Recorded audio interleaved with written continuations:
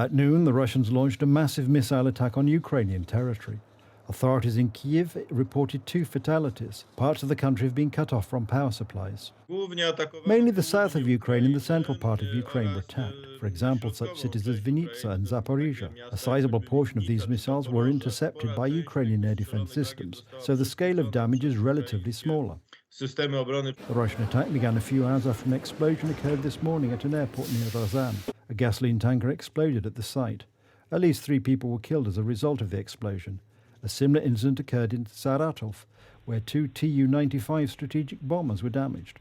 Ukrainian authorities do not admit to carrying out the attacks. Did Ukraine use former Russian drones to inflict such strikes, or a different type of drone it acquired? We don't know, but certainly this strike comes as a huge surprise to the Russian Federation.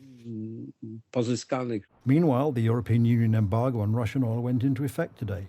The maximum price of crude oil was set at $60 a barrel. The mechanism was agreed upon in consultation with the G7 countries and Australia.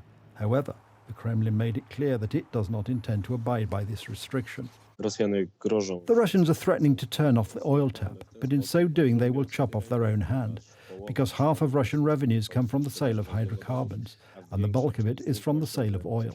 So Putin's gas station can, of course, close at its own request, but it will be like with gas. It will be pushed out of the European market, and even more so, the Anglo-Saxons can do without Russian oil. Despite the crimes committed by the Russians, for some world leaders, more important than winning the war is Ukraine simply ending the war as soon as possible. In a recent interview, Emmanuel Macron somehow justified Russian aggression with alleged NATO-induced concerns.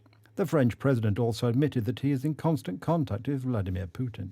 I always maintain regular discussions and direct contact with President Putin, because I believe that the best way to re-engage is to preserve this direct channel.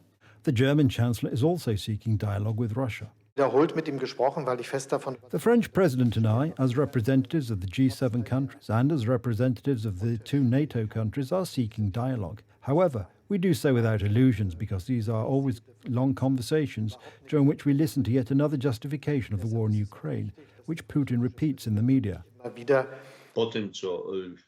After what Putin has done, he is considered a man who is not worthy to sit in international bodies. We have a European Union resolution declaring Russia a sponsor of terrorism. The place of Putin, Lavrov and anyone who helped him is a trial in The Hague. Yesterday, the European Commission consulted with member countries on more sanctions on Russia. A ban on the sale of drones to Russia is one of the next restrictions to be imposed on the Kremlin in the near future.